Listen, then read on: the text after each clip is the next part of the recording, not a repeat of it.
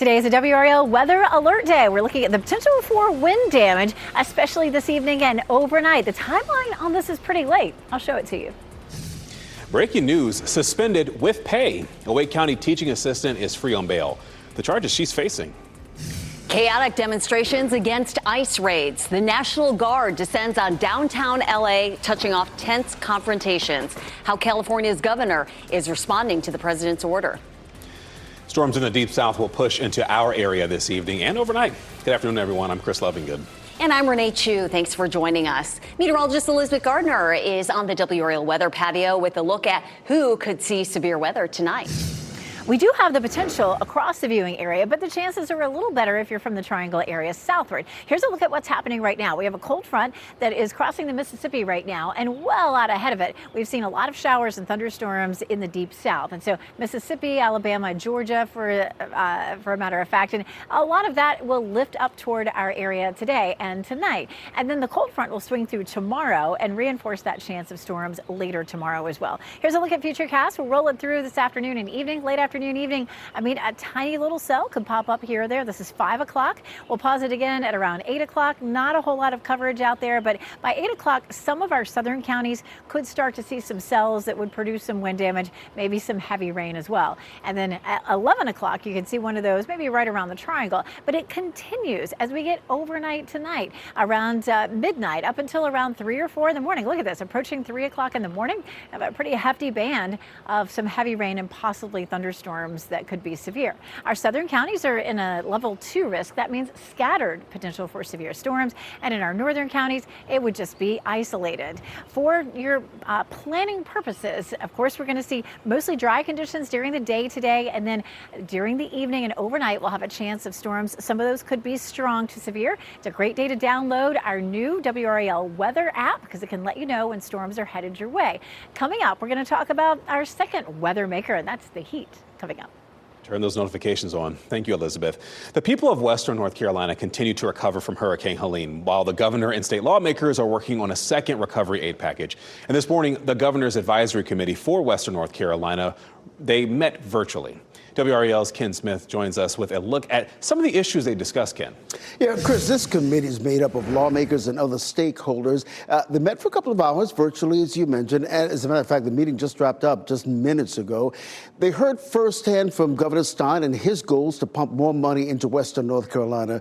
The committee also got updates on how the recovery efforts are actually going in terms of the number of businesses and individuals currently receiving help, as well as those still in need. Now, a couple of topics that got a lot of discussion. One was insurance. The other was how the state handled the mental health of residents affected by that storm. Hope for NC is a statewide initiative that we have stood up in the past for previous natural disasters, and then also our COVID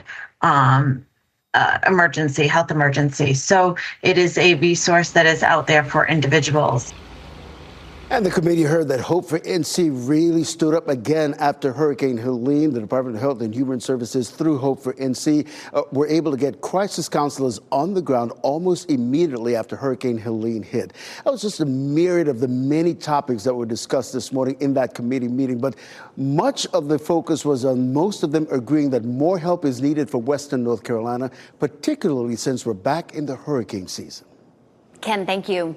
Breaking news, a Wake County teaching assistant is facing charges for an assault. 33-year-old Denisha Deming was arrested over the weekend. Police say she had a knife and assaulted a woman. WRAL's Sean Gallagher is live outside Lead Mine Elementary School in Raleigh. Sean, what have you been able to learn?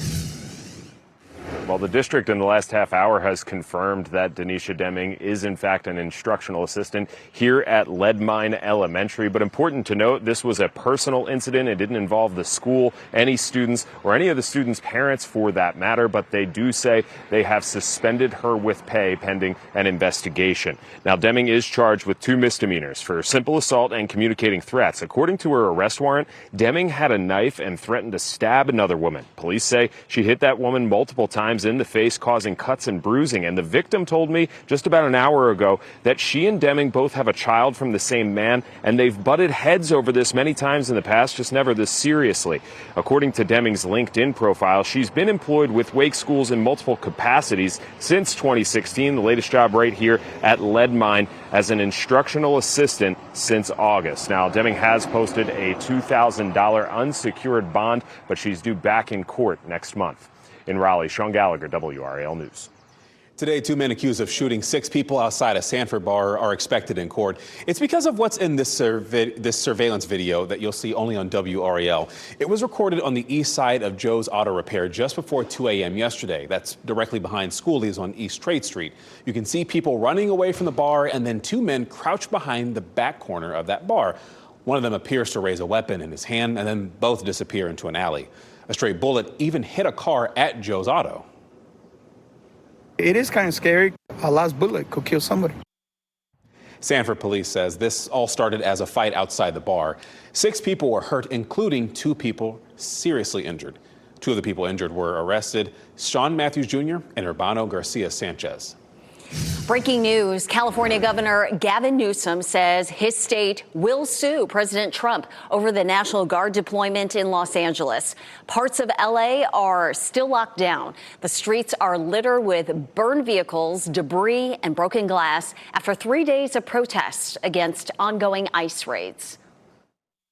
This violence that I've seen is disgusting. It's escalated now since the beginning of this incident. What we saw the first night was bad. What we've seen subsequent to that is getting increasingly worse and more violent. Authorities are bracing for what they expect to be another day of protests. Demonstrators say they will continue to show up for as long as necessary to make sure they are heard. Former Vice President Kamala Harris released a statement denouncing the ICE raids and the National Guard deployment. It reads in part, "Los Angeles is my home, and like so many Americans, I'm appalled at what we are witnessing on the streets of our city. This administration's actions are not about public safety. They're about stoking fear of a community demanding dignity and due process." A new round of trade negotiations between the United States and China is underway in London. And today's meeting between representatives from Washington and Beijing comes after President Trump and Chinese President Xi Jinping spoke by phone on Thursday. There are 2 main sticking points with the U.S. China's control over so-called rare earth minerals and its access to semiconductor technology originating from the United States. Now, U.S. stocks were a bit mixed today, and the S&P 500 approached an all-time high as trade talks kicked off. You see right there the Dow Jones down 33 points, mostly minor changes on the market as of right now. Heads up, Raleigh drivers. Construction will be underway starting this morning in downtown. Kelsey Coffey explains this project plays into a bigger plan for improving traffic in Raleigh. Starting today, your commute in downtown Raleigh may look a little different. Part of East Morgan Street is closing, and Raleigh police have already put these signs out telling drivers when they're not allowed to park here. Take a look at this map that shows you the area that will be impacted by this closure. 2 travel lanes, 1 bike lane, and street parking will be closed on East Morgan Street. The section of East Morgan Street between South Wilmington and South Blunt Street is what's affected. The road will be closed every day between 9 and 4 until July 3rd. All of this is a part of the Capital Improvement Project. Now, we've been staying on top of how this project could affect you, from possible tolls to road improvement. You can follow that coverage on WRAL.com. Kelsey Coffey, WRAL News in Raleigh. In just a few weeks, you won't be able to pay your taxes in person in 4 Wake County towns. Starting July 1st, the town of Apex, Holly Springs, Knightdale, and Rollsville will no longer accept in-person property tax payments. County leaders say it comes as in-person payments have declined and more digital options are becoming available. All you have to do is go to wake.gov/payonline. The time is 12:08. Deadly storms aftermath. Part of the South were hit hard over the weekend. Hear from a couple who survived a tree crashing down onto their house. Claims of too much cutting. A group of scientists is criticizing cuts made at the National Institutes of Health. What problems they say this can create for people around the world. Can they kick it? Yes, they can. Whichever team scores the most is walking away with $1 million. A preview of the soccer tournament championships. Keep watching WRAL News over the air Channel 34 and Spectrum Channel 1257.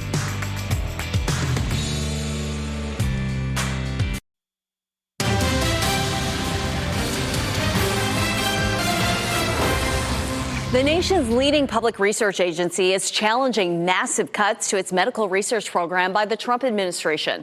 Dozens of scientists at the National Institutes of Health signed a letter to its director this morning to challenge policies. The NIH says nearly $10 billion in grants have already been terminated. They say the cuts undermine the mission of the NIH, waste public resources, and harms the health of people worldwide. Biomedical research saves lives, so of course we want to make it better. But coming in with this without any notion of how it's done and breaking everything, there's a cost to that. And that cost isn't just us. That cost is the American people and global public health more generally. Other researchers also say it's frustrating when the administration terminates these studies when they're 80% complete. They say if the study costs $5 million, the government is not saving the $1 million or $2 million left at the tail end of the study. Instead, the government is wasting the $3 or $4 million that has already been invested. The U.S. Department of Education is paying more than $7 million a month to employees it forced to go on leave. The payments could continue for years. There's a long court battle that will play out over the cuts the Trump administration made. The firings are part of President Donald Trump's larger plan to dismantle the department and make the federal government more efficient. At least 3 town employees are on leave because of racist words overheard during a live stream event of a high school graduation. This happened Friday night in Lynnfield, Massachusetts. The video appears to capture footage of workers setting up chairs in the football field for the ceremony, and in it, they use at least 2 racist words, including the N-word. Town leaders say that a full investigation and appropriate action will be taken. And happening right now in the WRAL Live Center, authorities are investigating after a small plane crashed into the Pacific Ocean right off the coast of San Diego yesterday. 6 people were on board. Again, this happened yesterday. The FAA said a twin-engine Cessna crashed about 12:30 p.m. Sunday. U.S. Coast Guard officials say a debris field was discovered Sunday afternoon and began searching for the wreckage in an area where the water is about 200 feet deep. The plane crashed not long after takeoff. The NTSB and the FAA are investigating today. At least one person is dead. Trees uprooted on homes and power lines severed after severe weather pounded the South. NBC's Ryan Chandler spoke with a couple who was home when a tree crashed through their house. Overnight, intense lightning and torrential rain inundating the Lone Star State, where destructive wind gusts reached up to 100 miles per hour. Hail blanketing roads in parts of the state as this monstrous twister touched down near the Texas Panhandle. It all comes after a weekend of dangerous storms sweeping across the South, where they're now blamed for at least 1 death in Mississippi and another in Georgia. The wind started blowing like crazy and tree parts started going everywhere. The wild weather impacting millions nationwide. From New York City's 7th straight wet weekend. The blinding rain in Alabama. Oh, mama. And this confirmed EF1 tornado in DeSoto, Missouri, south of St. Louis. Fire officials say 12 buildings were significantly damaged or destroyed. But thankfully, there were no reported casualties. Across the Carolinas, downpours drenched parts of the region. And in Oklahoma, dangerous flooding stranded a big rig. And severe storms tore apart this historic building in McAllister. I think it just took, the wind just pushed it all. And in Tennessee, a sudden storm uprooted the Green family's massive oak tree, sending it crashing into their home directly above their 6-day-old son as his grandmother was rocking him to sleep. I jumped into that room and grabbed him. And then my dad and sister were right behind me and grabbed my mom. Incredibly, everyone walked away with just a few scratches. I mean, it seems like a miracle. Yeah. Absolutely. Today has been, for what could have been like the darkest day of our life, like has been filled with joy. It almost feels like no state is immune to severe storms, and we could see severe storms later tonight. Meteorologist Elizabeth Gardner is timing out when we'll see these storms. Elizabeth.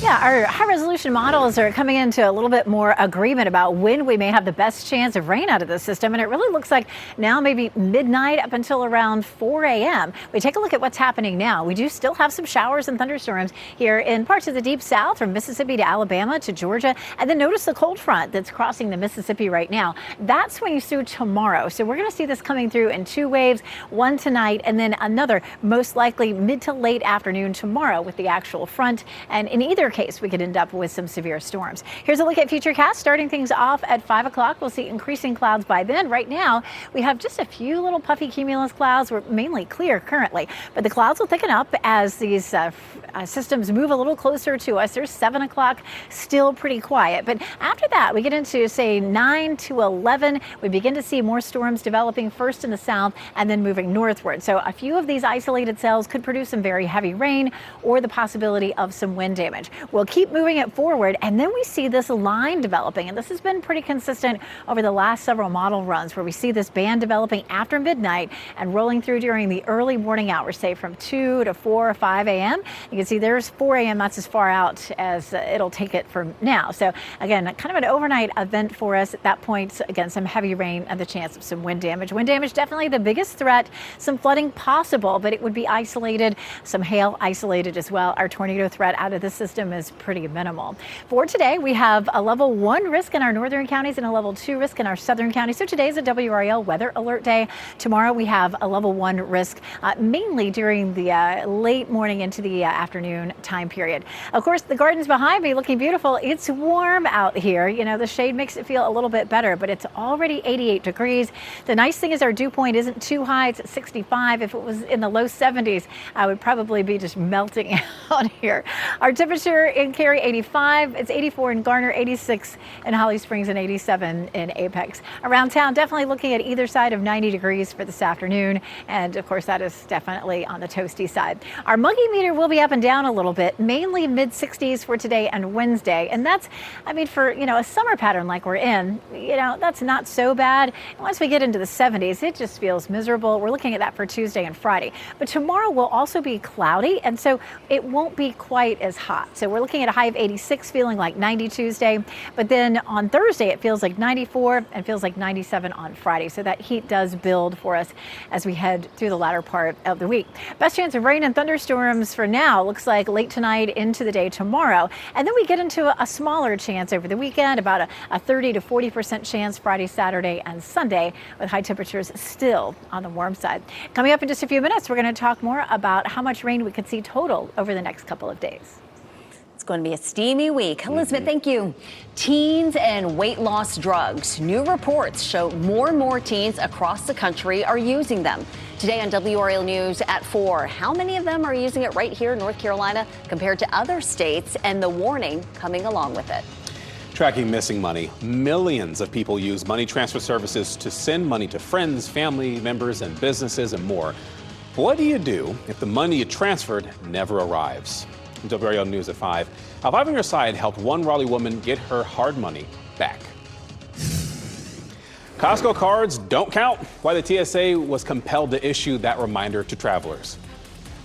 Are bugs biting you yet? Before you grab just any spray, 5 on Your Side has the top-rated repellents to keep mosquitoes away.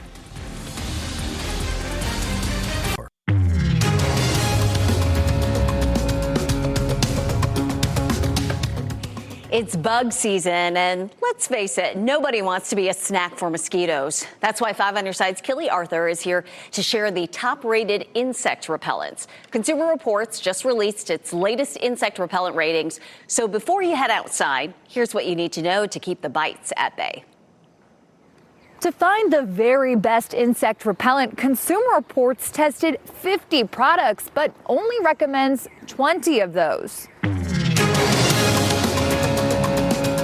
Among the standouts are Ben's Tick and Insect Repellent Wipes and Wilderness Formula Pump.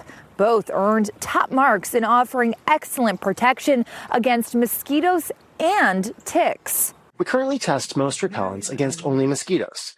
In past years, we found that repellents that worked well against mosquitoes also tended to work well against ticks. And in a small recent test we performed, repellents with DEET performed well against ticks. Not a fan of the chemical DEET? Don't worry. Repel Lemon Eucalyptus was the best performing DEET-free option. It uses something called OLE, or oil of lemon eucalyptus. The products that contained 30% OLE or 20% picaridin worked effectively, though not all work as well as the best DEET products. But Consumer Reports does recommend staying away from, quote, natural repellents, as they earned dismal scores in their tests. And how you apply insect repellent really makes a big difference in how effective it can be. So remember to apply after sunscreen on bare skin or over your clothes, never underneath your clothing. Keely Arthur, 5 on your side. Costco's membership card with its gold star is no substitute for a real ID. Apparently that needs to be said. In a social media post, the TSA urging people to, quote, please stop telling other people their Costco card counts as a real ID, because it absolutely does not. Last month, the TSA began enforcing the requirement for real IDs and other acceptable forms of identification used for security points. Those accepted include passports, border crossing, and permanent resident cards. The head of Tesla's Optimus robotics unit is leaving the company, and investors are paying close attention to Tesla's AI-related businesses. This includes robots and self-driving cars. Some analysts say these areas will create a new area of growth. Tesla's CEO Elon Musk said that Tesla plans to build several thousand robots this year and even more next year. Deutsche Bank says that the business could be worth about $70 billion in the next 10 years. OpenAI CEO Sam Altman launched a new identity verification system in the UK. The Orb, as it's called, scans a user's face. It photographs their eyes and face to analyze things such as dimension and how they react to light. The user then receives a World ID. That allows them access online services. Access those services, I should say. World says that its tool could be useful in helping banks catch scammers, and it could also ensure dating apps only host humans. Debris cleanup. There is lots of work to do in western North Carolina post-Helene, but crews are making progress ahead. How much has been hauled away, and a football analogy to help visualize. 4 teams, $2 million prizes, and 1 chance. The soccer tournament wraps up tonight in Cary. Coming up, the North Carolina connections to the games and what organizers will do if rain moves in before game time. And we didn't forget about you here. You have your winning NC Education lottery numbers.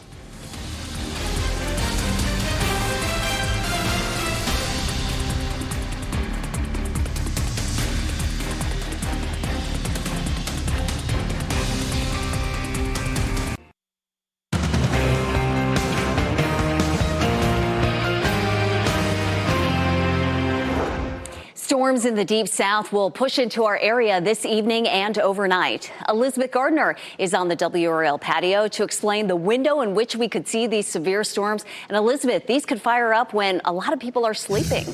And that's what makes it so dangerous. That's why we're really encouraging you to go ahead and download our newly redesigned WRAL weather app, because you can set the alerts to go off. So that will alert you when we have strong to severe thunderstorms coming through the area. Right now we have some storms in the deep south, and those will continue to lift northward. A couple of severe thunderstorm warnings, the yellow boxes that popped up there just a little while ago. And then this front that's moving through Nashville and Memphis right now moves in tomorrow. So we have an overnight period that we'll see showers and storms, and then again tomorrow, most likely mid to late afternoon. So this is a look at our hour by hour rain chances as we get through the evening. It's a very small chance between, say, 7 and 8 o'clock, and then a 50% chance between 10 and around 3 or 4 in the morning. So again, yes, an overnight event for us. The severe weather threat is a level 1 in the north and a level 2 in the south. And so that just means a few isolated to scattered storms that could produce some wind damage. Wind damage would be our biggest threat.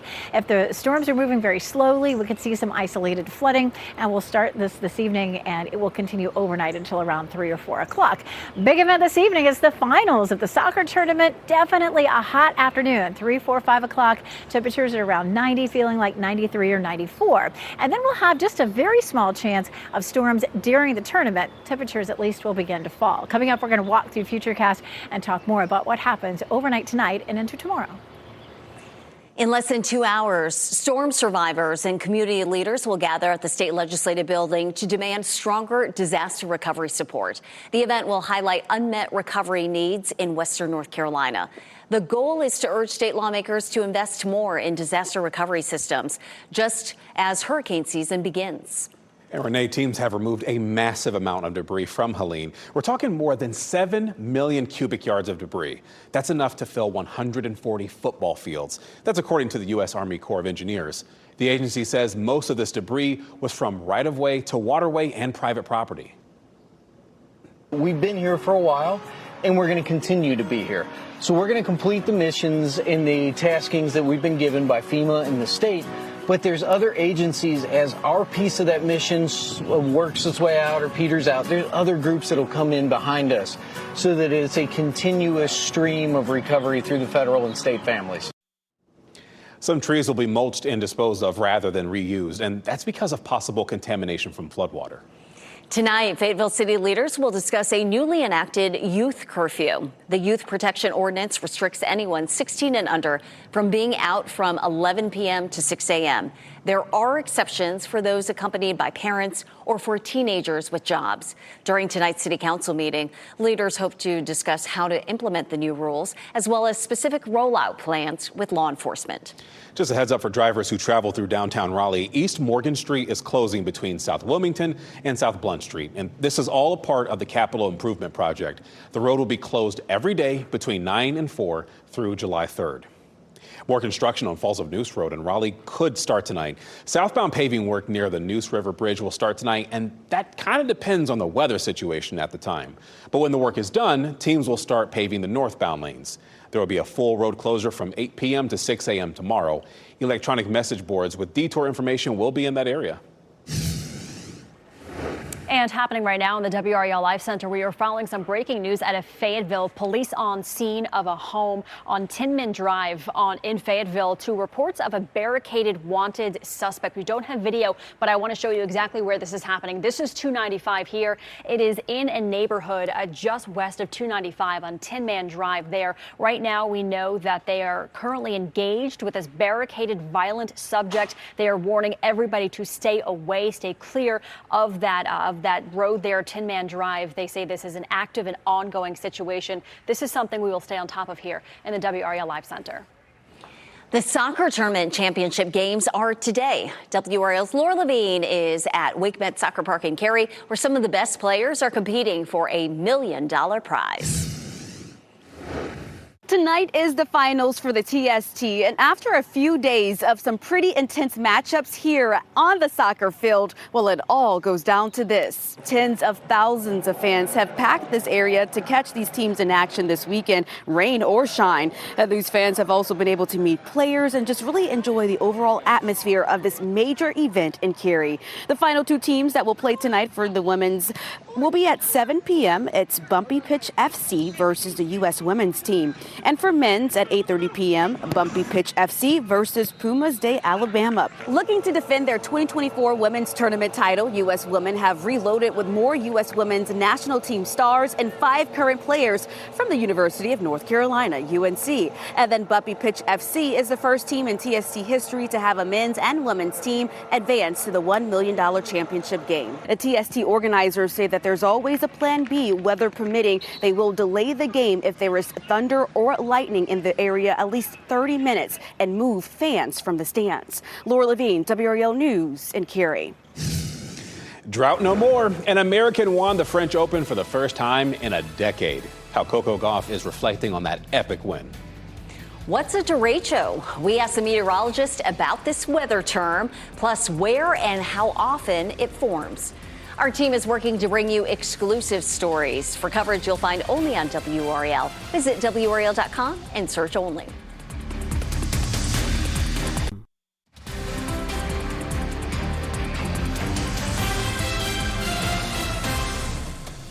Welcome back. You're looking live at Carolina Beach. It is 85 degrees right now and just feeling ideal to be out on the beach. You're watching WRAL News, available on Spectrum and the WRAL app on your TV or streaming device. So now that it feels like summertime, it's time for some backyard barbecues. But before you fire up that grill, it's so very important to keep food safety in mind. Dr. Donald Dumford says the #1 way to help prevent food poisoning is by washing your hands before you handle food. He also recommends keeping raw meat that is, away from produce during preparation to avoid cross-contamination. Raw meat, for example, needs to be thoroughly cooked. As we enter the summer and we're having those picnics, we're having those barbecues, we do have to think about, not just safe food preparation, but safe food, we'll say, handling and storage. So you really don't want things sitting out on a picnic table for long periods of time. If they're sitting there, that's going to allow the chance for bacteria to start to propagate, and that could increase the risk for people getting sick from it. Now, there are certain groups that are considered high risk. They include young children, pregnant women, those who are 65 and up, and people who are immunocompromised. American tennis star Coco Gauff dominated the Women's French Open, clinching her first win on the iconic clay courts. This morning, she stopped by the Today Show to talk about the win.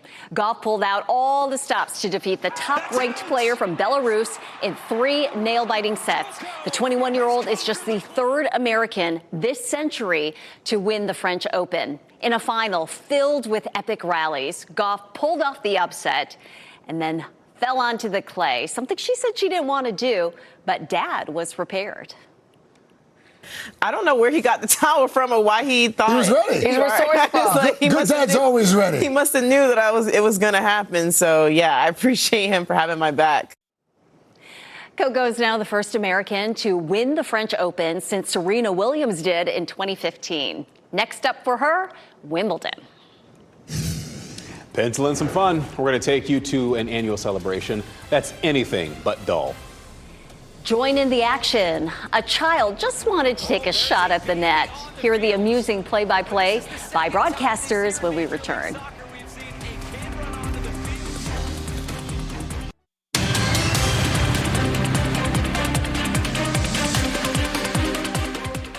Roughly 4 million gallons of drinking water are lost every day in the city of Durham. The main reason?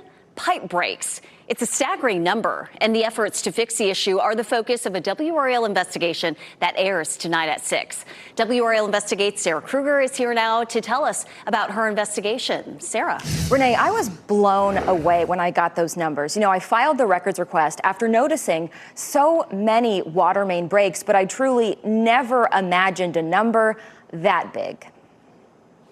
Does it hurt your heart a little bit to hear 4 million gallons a day? Yeah, I would love to have that be 0 gallons a day. Ideally, it hurts to know that water is leaking into the ground rather than servicing homes and businesses. And what's perhaps even more shocking is Durham's number is actually better than the national average. Tonight in our WRAL investigation, we are asking questions of the Water Management Department.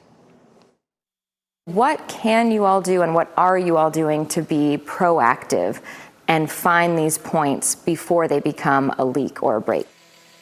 What they are doing and how big the price tag is. Don't miss our full investigation. That airs tonight at 6. Chris and Renee.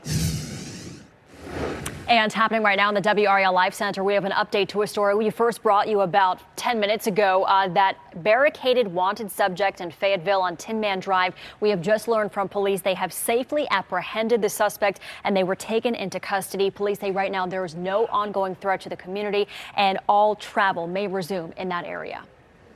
A widespread storm moved through parts of the plains Sunday night, and it's a specific kind of storm called a derecho. In today's Ask the Meteorologist, Chris Michael explains how these dangerous storms are even created. So a derecho is just kind of a fancy word for a widespread windstorm. According to the National Weather Service, damage extends at least 240 miles. And we may have seen that happen last night in Oklahoma and in Texas. You see the wind damage reports from the Storm Prediction Center stretching from the Kansas-Oklahoma border into East Texas. And we can pull some of the radar data. You really just see how nasty that cluster of showers and storms got. Oftentimes they have a Boeing line, and we'll explain why that is here coming up in just a few seconds. But in order for us to see these derechos or these widespread windstorms, they often will form on the very outer edge of high pressure, which is kind of your heat dome.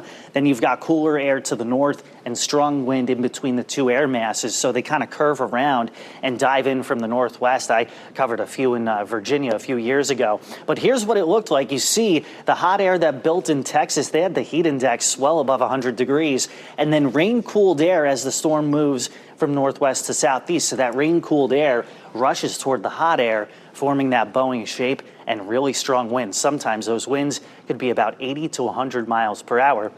Right now on WRAL.com, we're showing you when these happen most and where these happen most in the U.S. And reasonably, you hear his report and you wonder, okay, derecho, will that happen here? Especially, Elizabeth, we've got a WRAL weather alert day, and wind gusts are possibly a part of the risk that we could see overnight. Definitely. Wind damage is going to be our greatest threat from the system that comes through. And the timing has changed a little bit over the last 24 hours. It's really looking like overnight, probably starting to kick up around 10 or 11 tonight and lasting until maybe as late as 4 or 5 o'clock tomorrow morning. I don't think it'll last through the morning commute, but it'll be an overnight event for us for sure. We're starting to see the clouds building really for the first time now. I'm seeing it here on the patio, definitely seeing it there in Fayetteville. You can see the cumulus clouds developing. Same thing in Raleigh and Apex, as well as Chapel Hill. Of course, Chapel Hill is courtesy of Top of the Hill restaurant. Here's again a look at the big picture, and we're looking at that potential for those scattered storms to develop. We have a cold front, and we're seeing a line of storms developing along it as well. It actually comes through tomorrow fairly late in the day, and ahead of that tonight, we're going to see the storms that are developing across parts of Georgia and Alabama. So our cold front moves in. Ahead of it, we have that potential for scattered showers and thunderstorms mainly overnight tonight. So here's Futurecast kicking things off at 5 o'clock. Pretty cloudy by then. We're already beginning to see those clouds thickening up a good bit. Pretty quiet even there at 9 o'clock. But once we get to midnight or so, we start to see rain rolling in, likely to have some thunder, some heavy rain at times, and potentially some wind damage there with that line that comes through. Notice around 5 a.m. it's out of here, so it'll move on by. And there could be a couple of sprinkles that happen during the morning commute, but it's not likely to be enough to cause any real problems. The big question is that going to settle the atmosphere enough that we don't have any more storms, or when that front comes through later on tomorrow evening, is that going to kick up some storms? Futurecast showing a little bit of a line trying to develop around 5 o'clock, 8 or 9 o'clock, and then potentially moving on through. So we'll be watching for that. We do have a level 1 risk for severe storms for tomorrow. Today, it's a level 1 and 2 risk, but again, a lot of that's really probably going to be around or after midnight, and then again late Tuesday afternoon, Tuesday evening. Right now, Wednesday looks a bit quieter, but that level 2 risk for tonight means that we could have some scattered severe storms. They're likely to be short-lived and not terribly widespread. Rain chances will be best overnight tonight and into the day tomorrow. And then after that, pretty quiet on Wednesday with just some small chances on Thursday and Friday. Forecast rainfall likely to be somewhere around 1/4 inch to 1/2 inch in terms of an average, but it definitely looks like overnight tonight and maybe again late tomorrow. There could be some pockets where that rainfall is a little bit heavier. We do have a low risk for flooding both today and tomorrow. So we'll be watching for some pockets that are a good bit heavier than that 1/4 to 1/2 inch. That would just be sort of a widespread average.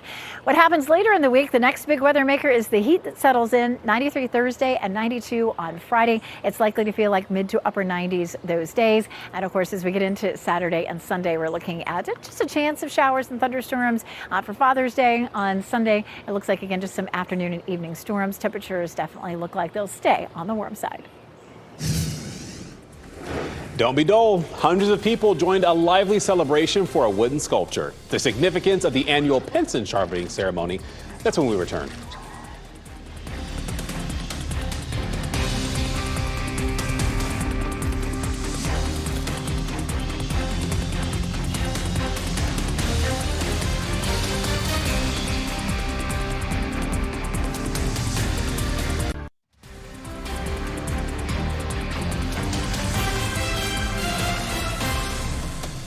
As we wrap things up, here's a look at a few of the headlines we're following today.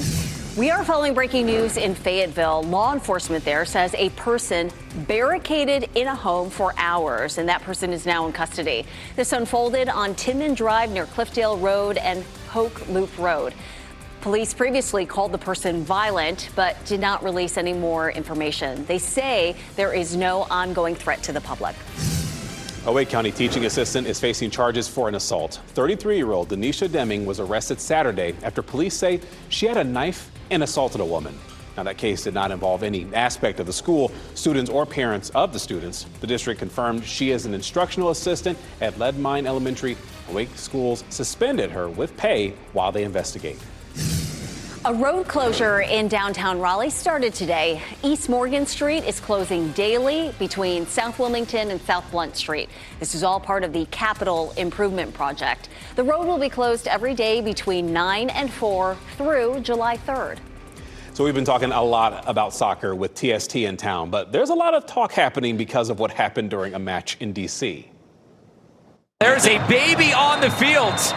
Well, this is the second time this year in Major League Soccer we've seen a kid run onto the field. See, you show this to a new father like me, and I'm just like, oh boy, gotta keep my eye on him.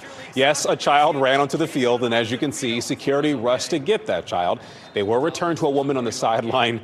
Oh, she was not happy, I'm sure. The Chicago Fire went on to beat DC United 7-1, just so you know. Look, the teller just saw a bunch of people running around. It's like, I want to join them. Look at me, coach. It's fun to be number 2 in Minneapolis, at least at this time of year. Hundreds of people packed a community for a new tradition, the sharpening of a gigantic number 2 pencil. The 20-foot pencil was sculpted out of a mammoth oak tree that was damaged in a storm. So neighbors came dressed up as lead pencils with erasers and recreated a story of an oak tree that was damaged during a bad storm but found new life. We tell a story about the dull tip, and we're going to get sharp. There's a renewal. We can write, a new love letter, a thank you note. We can write a math problem, a to-do list. And that chance for renewal, that promise, people really seem to buy into and understand. That's quite the inspirational analogy there. Every year, the community takes off about 3 to 10 inches. The hosts also use the event to commemorate the Minneapolis icon, the late music superstar Prince, and they handed out purple pencils on what would have been his 67th birthday. That is just all fascinating to watch. A lot of pencil fans. Quite unique. Well, our pets of the day were found abandoned. Gail and Gatsby are sweet. They're snuggly puppies, almost 3 months old. They love people and get along well with all other dogs. Now, they would love to have a child or children to grow up with. And at home, they are content with curling up in your lap or on the couch for a little snooze. Now, if you're looking for a lifelong companion, Gatsby or Gail could be the perfect fit for you. Contact lovemuttsrescue.org. Teens and weight loss drugs. New reports show more and more teens across the country are using them. Today on WRAL News at 4, how many teens are using it right here in North Carolina compared to other states, and the warning coming along with these weight loss drugs. NBC News Daily is next on WRAL. Your next local news update in 30 minutes. You can get breaking news updates anytime with our WRAL News app. Hope you have a great day.